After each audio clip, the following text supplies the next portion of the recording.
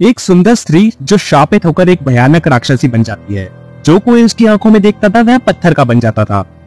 Greek mythology से ली गई ये कहानी, जिसमें एक समय पर एक सुंदर और आकर्षक कन्या थी जिसका नाम था मेडुसा। उसकी सुंदरता ऐसी कि देवता भी उसके लिए अट्रैक्ट हो जाते थे। मेडुसा ज्ञान और युद्ध की देवी एथेना के मंदिर में एक पुजारन थी और अपनी पवित्रता के लिए यह मंदिर प्रसिद्ध था।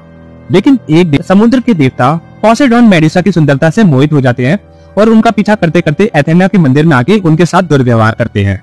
एथेना जो मंदिर की देवी थी को यह देखकर काफी गुस्सा आता है और मेडुसा अपने अपमान के लिए, जो कि दोषी भी नहीं थी, लेकिन फिर भी एथेना ने अपने मंदिर की पवित्रता भंग होने के कारण मेडुसा को शाप दिया, जिससे उसकी सुंदरता एक भयानक रूप में बदल गई। उसके सुंदर बाल एक जीवित सांप में बदल गए और उसका चेहरा इतना भयानक हो गया कि जो भी उसकी आंखों में दिखता था वह तुरंत पत्थर का हो जाता था।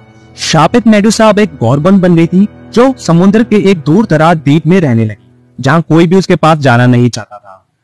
अब इस कठिन समय में एक ग्रीक हीरो पेर्सियस का जन्म होता है, जिसे राजा पॉलीडेक्टिस ने मेडुसा का सर लाने का एक कठिन कार्य किया। परसियस को यह पता था कि अब वो डायरेक्ट अगर मेडुसा की आंखों में दिखेंगे तो वह भी पत्थर के बन जाएंगे।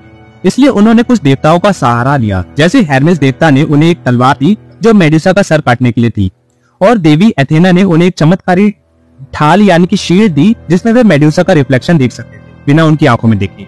अब पेर्सियस ढाल और तलवार लेके मेडुसा की गुफा में पहुंचते हैं जहां मेडुसा आराम फरमा रही थी। उन्होंने ढाल में मेडुसा का रिफ्लेक्शन देखा और तलवार उठाकर उनका सर काट दिया। मेडुसा का कटा हुआ अजीवित सर भी लोगों को पत्थर में बदल सकता था, इसलिए पेर्सियस मेडुसा का सर लेकर वहां से चला गया और बाद में उसका इस्तेमाल शत्रुओं को हराने के लिए किया।